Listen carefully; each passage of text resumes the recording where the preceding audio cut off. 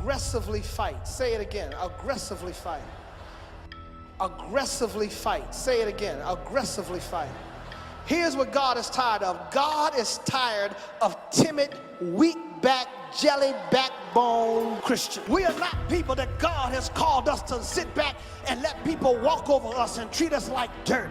There comes a time that you've got to have some fortitude and some guts and some might and some power, and you got to stand up and you got to learn how to aggressively fight. Somebody say fight aggressively. Because here's the reality of the fact: anything worth having in life requires fighting for. But let me tell you something. If you're going to achieve and accomplish what God has for you to achieve and accomplish, you are going to have to fight. You see, too many people are just waiting for stuff to just be handed to them on a silver platter. But for you to get where God wants you to get, and to do what God has called you to do, and to achieve the things that God has called for you to achieve, you are going to have to fight. And sometimes the odds can be against you, saints. And sometimes in life, the odds are against you winning. The odds are against you getting healed from the cancer. The odds are against you getting married based on how old you are. The odds are against you getting promoted. But I like being in a situation when the odds are against me.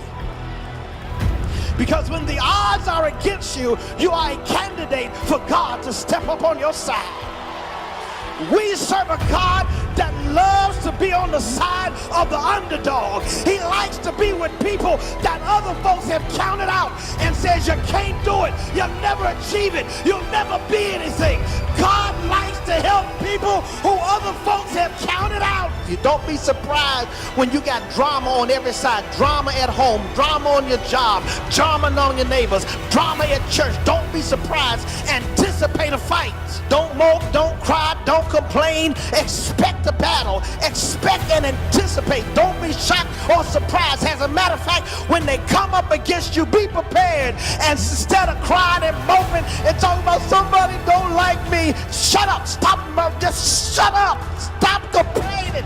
When they come up against you, when everything is coming against you, instead of crying, get ready to fight. Say, come on, I was waiting for you. I was ready. Get some aggressiveness in you. Get some determination in you.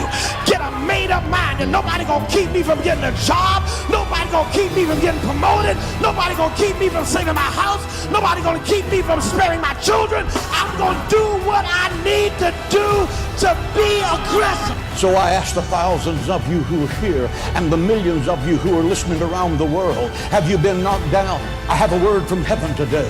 Get up! Have you been knocked down by a bitter divorce? Have you been knocked down by the betrayal of a dear friend? Have you been knocked down by the death of someone that you love dearly? Have you been knocked down by fighting a deadly disease? Have you been knocked down by a financial crisis?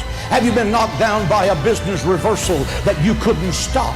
Have you been knocked down by a sudden tragedy that struck your family out of the blue like lightning out of heaven? The message from heaven is get up, get up, give up, get up, never give up. Dust yourself off and get back in the race. Falling down does not make you a failure. Staying down makes you a failure. Listen to this and write it down if you can't remember it. You're never going to outgrow warfare. You simply must learn to fight. I hear people saying to me all the time, oh, when is it going to get easier? When you die.